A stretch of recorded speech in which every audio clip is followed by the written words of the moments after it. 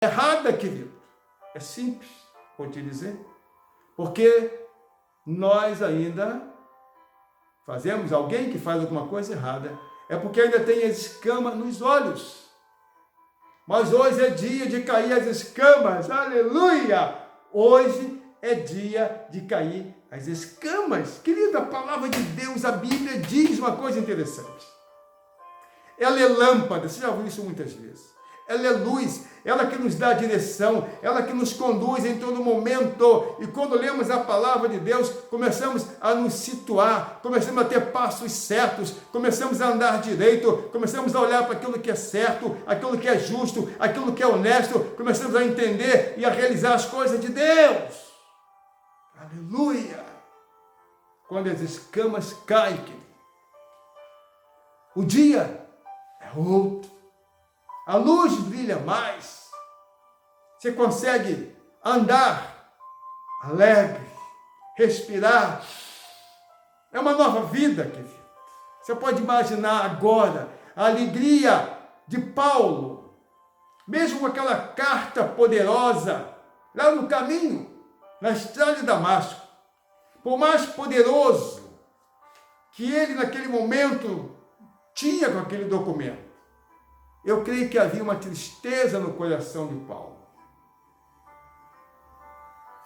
Mas quando ele se encontra com Jesus, as coisas começam a mudar. Um dia, eu ouvi de um rapaz que eu acabei de pregar, ele aceitou Jesus, e na nossa conversa, ele falou assim: tudo é até quando Jesus chega. Quando Jesus chega, muda o ambiente. Quando Jesus chega, muda a atmosfera. Quando Jesus chega, há libertação. Quando Jesus chega, há transformação. Quando Jesus chega, há salvação. Quando Jesus chega, os demônios batem em retirada. Aleluia! Glória a Deus! E aqueles demônios que ainda estavam na vida de Paulo, lá no caminho de Damasco, batendo em retirada, porque quando a luz aparece, as trevas desaparecem. Aleluia, glória a Deus. Foi isso que aconteceu com Saulo, querido. Você pode imaginar agora. Agora, o apóstolo Paulo não precisa mais daquela carta. A vida dele é uma vida agora diferente. Porque ele não era mais cego para as coisas de Deus. Eu quero falar sobre isso ainda. A vida dele havia mudado. E nessa noite, querido, eu creio que, e profetizo, a sua vida já mudou, querido. Ele ficou 3 dias e 3 noites para ter a vida mudada. E você está precisando somente desse tempo e dessa pregação. Ei, você precisa somente desse tempo, desta pregação, para ter a tua vida mudada. Se até então não foi, você está sendo mudado. A sua vida não será mais a mesma. Qualquer escama, qualquer impedimento na tua vida acabou. Acabou. Tu é uma nova criatura, meu irmão, minha irmã. Você é uma nova pessoa. Você é vazio deste mundo. Você é cheio do poder do Espírito Santo de Deus. Você entendeu? Você é vazio desse mundo e cheio do poder do Espírito Santo. Aleluia! Dê glória a Deus. Glorifica o Senhor aí, querido. Estou sentindo aqui um calor tremendo só em falar isso para você. Deixa eu trazer algumas considerações, alguns pontos sobre a cegueira espiritual. Você já entendeu que a vida daquele homem mudou porque teve um encontro com Deus e Deus precisou de 3 dias para o apóstolo Paulo. Para você, o tempo que Deus precisa da tua vida, é só o tempo desta pregação, querido. Sim, diga, eu recebo esse tempo. Diga, Senhor, durante este tempo desta pregação, trabalha no meu coração. E Deus está trabalhando. Diga comigo, caindo as escamas. Diga, caindo as escamas. Querido, o pior cego é aquele que não quer ver. Este é o pior cego. É aquele que não quer ver. Existem dois tipos de cegueira: a física e a espiritual. Todas as duas cegueiras, tanto a física quanto a espiritual, são ruins. Nenhuma delas é boa, nenhuma cegueira é boa, porque a cegueira significa trevas, guarde isso. Toda cegueira significa trevas. Eu gostei dessa palavra. Toda cegueira significa trevas. Era o que existia na vida do apóstolo Paulo. Quando ainda era Saulo, quando ainda perseguia o povo de Deus. E o pior cego, querido, é aquele que não quer admitir que está do outro lado. O pior cego é aquele que não consegue admitir que está errado. É aquele que não consegue admitir que a sua vida precisa de Jesus. Quem é cego espiritualmente não consegue entender que a sua vida precisa mudar. Eu tenho uma pontuação aqui. O pior cego é aquele que diz que tudo vai bem quando tudo vai mal. Esse é o cego.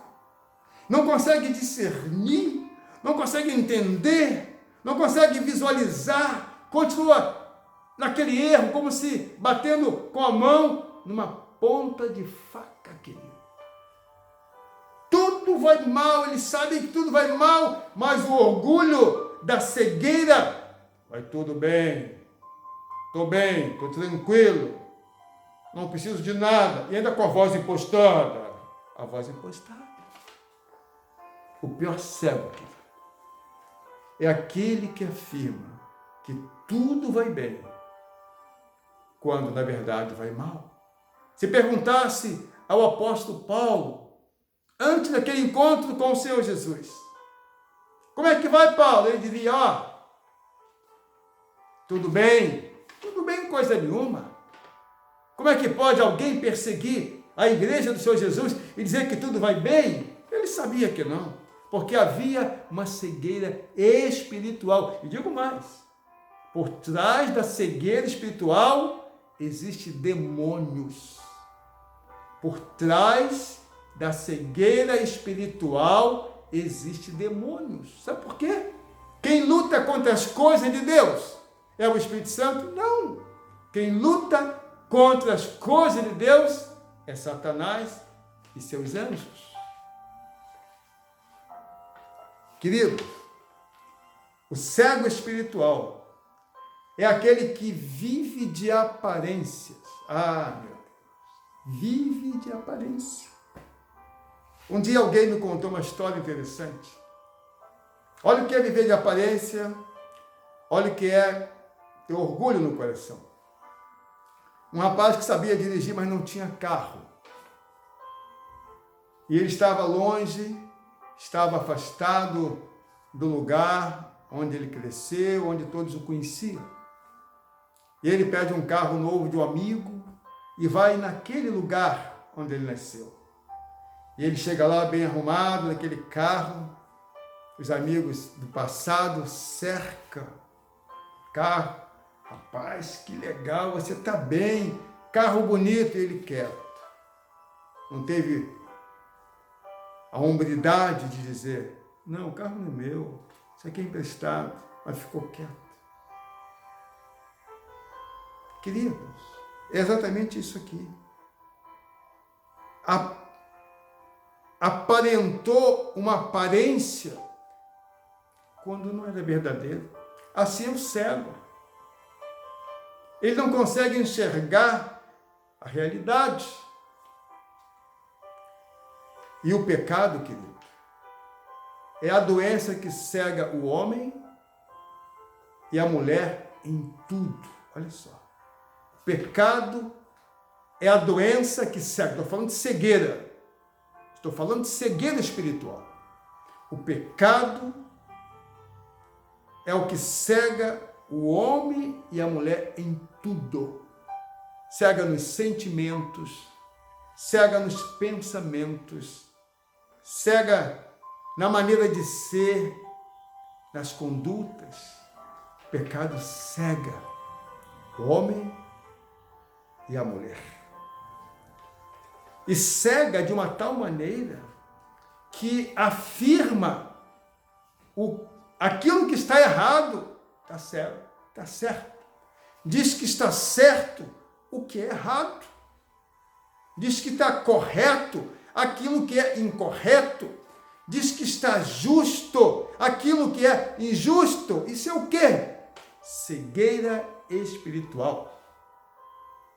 Quantas pessoas já passaram por esse processo, já afirmaram uma inverdade, já participaram de situações que não são verdadeiras. Cegueira espiritual.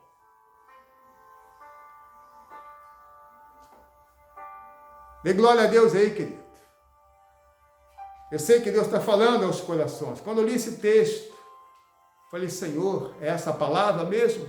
Ele disse, é. E eu li o texto, pontuei aqui. Queridos, as escamas de Saulo, era como a cegueira, era como escamas.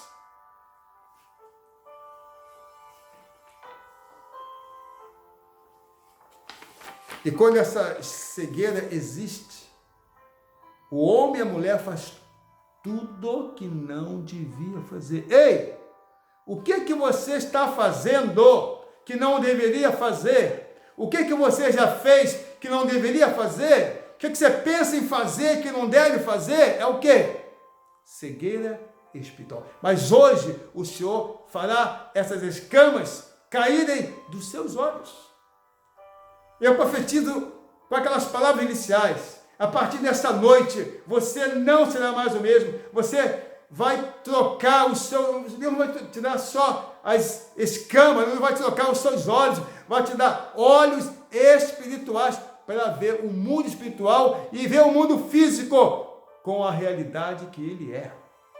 O cego espiritual vê o mundo físico diferente. Ele é cego. Ele não consegue entender. Mas você entende. E se não entende, vai entender, porque, volto a dizer, Deus está precisando desse tempo. Ei, este tempo, o tempo dessa pregação, para fazer com que as escamas caiam. Querido, você vai dar pulos de alegria. Você vai saltar de gozo, de alegria. Sabe por quê? A sua visão, a sua ótica, a partir desse momento, será uma outra realidade. Diga glória a Deus, aleluia. Queridos, sabe como é que é a visão de um cego espiritual? Eu contei aqui. O cego espiritual, a visão do cego espiritual, ela é impura, impura.